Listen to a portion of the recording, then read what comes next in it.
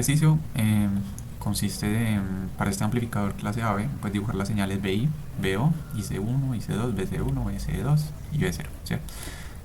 También, ¿qué más hay que hacer? Calcular la ganancia y la eficiencia, aunque no vamos a ver la parte de la ganancia, solo el cálculo de la eficiencia, ¿listo?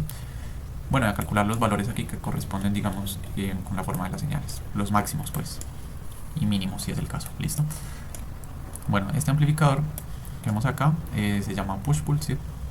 O así lo encontré referenciado como tal.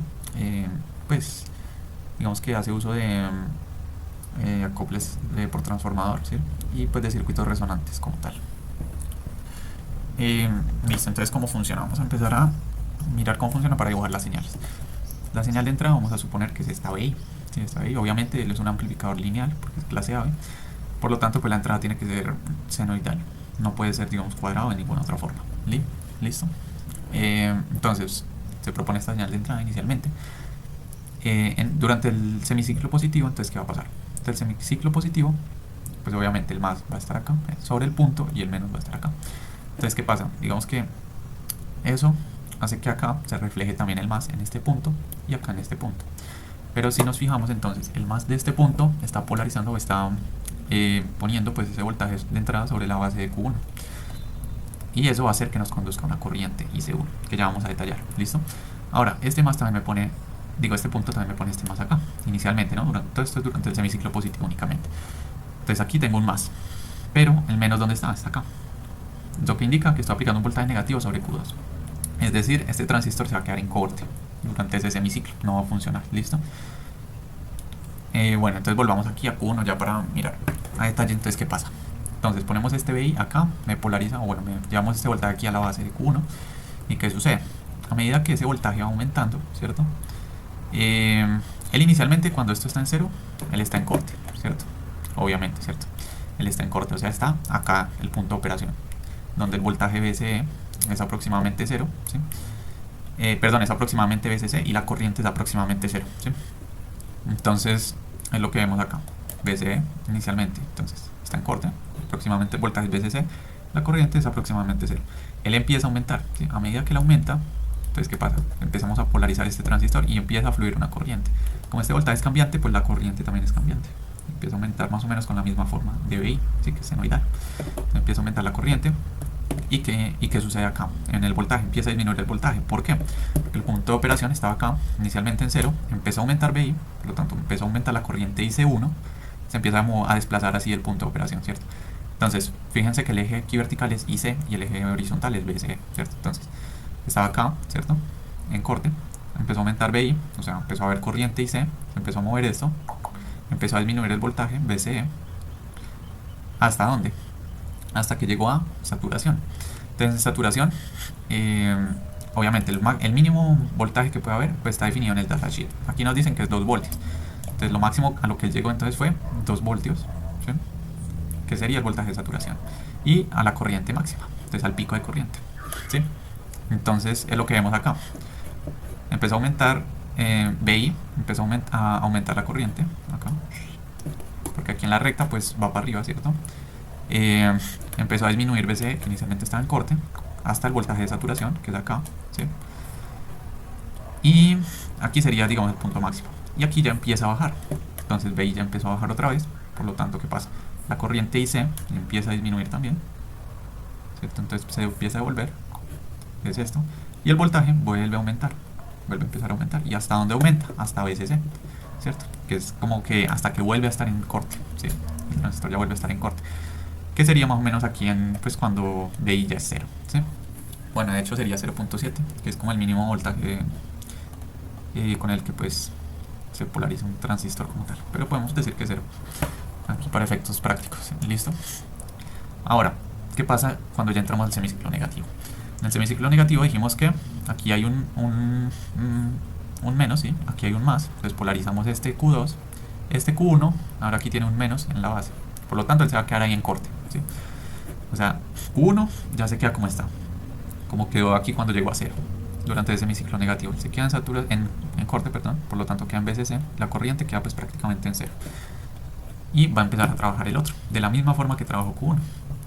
Entonces aquí en la base hay un más, por lo tanto veis pues está digamos que sobre la base de ese transistor pues, y empieza a fluir una IC2, una corriente de colector.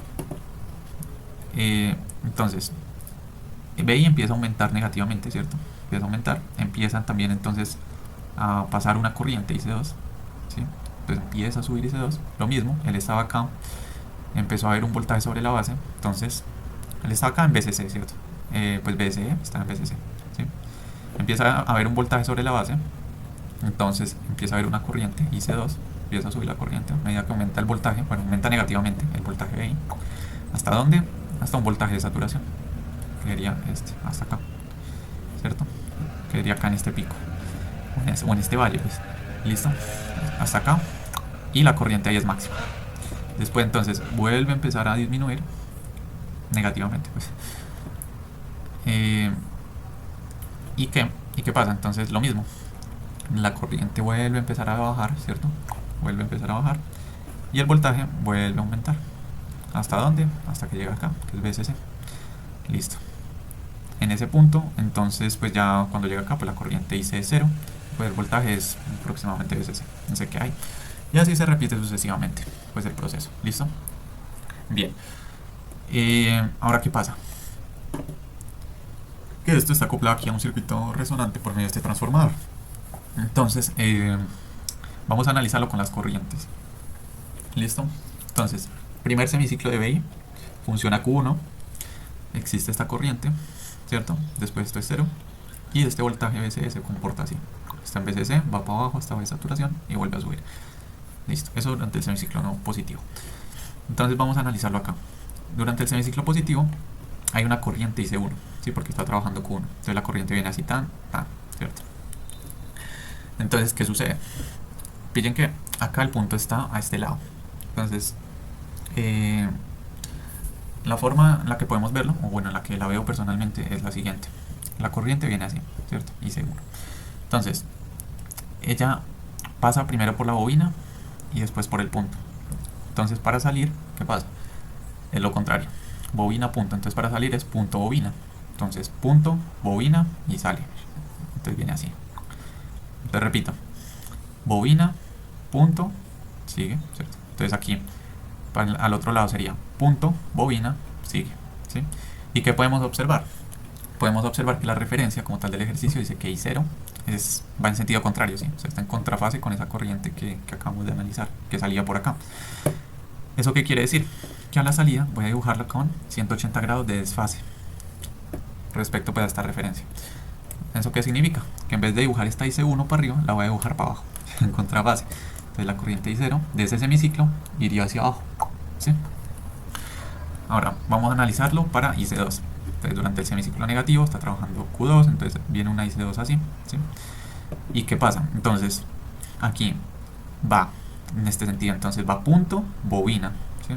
Entonces aquí tiene, bueno, punto, bobina y sigue. Entonces aquí al otro lado va a ser bobina, punto y sigue, ¿sí? Y pues como podemos ver, está en fase con I0, ¿sí? Es decir, no le va a dibujar ningún desfase. Por lo tanto, la dibujo igual, así, hacia arriba. Entonces aquí la dibujo igualito, ¿sí? Y ya, lo demás es repetición.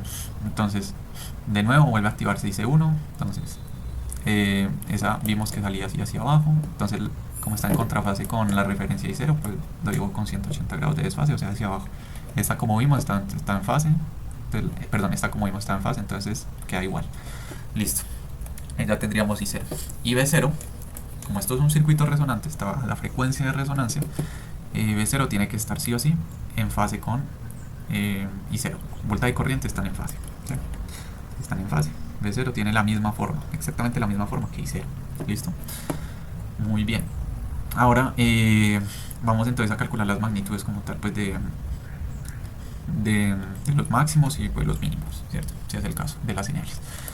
Entonces, el voltaje en el primario, pues es para el semiciclo positivo el voltaje en esta bobina, ¿cierto? Para el semiciclo negativo, pues en esta bobina, ¿sí? Porque eso funciona, digamos, semiciclo positivo, semiciclo negativo, funciona un transistor por cada semiciclo. Entonces, podemos decir que el voltaje en el primario, pues obviamente solo va a ser en un instante, ¿sí? En un semiciclo o en el otro. ¿Y cuál es ese voltaje? Como podemos ver, sería, por lo que dije anteriormente, sería BC1, BCE1 en un instante y BCE2 en el otro instante, en el otro semiciclo. Entonces podemos analizarlo solo con uno, ¿sí? ¿Y cuál es ese voltaje que hay? Podemos decir que es BCC menos voltaje, menos B saturación, menos el voltaje de saturación. ¿Por qué? Porque dijimos que él trabajaba desde acá, desde más o menos lo que es BCC, ¿cierto? Él, cuando está en corte, está ahí. Cuando llega a saturación, pues llega hasta el voltaje de saturación. Y por lo que expliqué, pues tiene esta forma, ¿sí? Entonces está entre BCC y voltaje de saturación. Entonces ese va a ser mi voltaje en el primario. Un voltaje obviamente digamos que variante, pero pues entre esos valores de BCC, que BCC lo da el ejercicio, que es 24 voltios, y el voltaje de saturación, que también se da en el ejercicio, que es 2 voltios. Entonces ese va a ser el voltaje que hay en el primario, 22 voltios, 24 menos 2. Muy bien, ahora con base en eso podemos calcular la corriente IC, ¿sí? Porque ya tenemos el voltaje en el primario, ¿cierto? Tenemos la resistencia. Bueno, la resistencia primero también la tenemos que calcular. Aquí no hay como tal una resistencia, pero pues como hay una resistencia en el secundario, ¿cierto? Digamos que hay una fórmula que nos relaciona la impedancia reflejada de lo que hay en el secundario sobre el primario, sobre el bobinado primario. Y esa fórmula es la siguiente. Nos dice que la impedancia reflejada en el bobinado primario es igual a M sobre N al cuadrado, o sea, la relación de espiras del transformador al cuadrado por la resistencia o la impedancia que hay en el secundario, ¿sí? También M sobre N no lo da, que es 0.2. Entonces 0.2 al cuadrado por RL, que es 50, da 2 ohmios, ¿sí? Entonces 22 sobre 2 da 11 amperios. ¿Listo?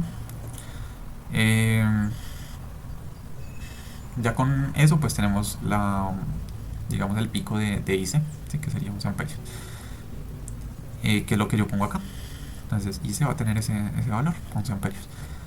Listo, muy bien.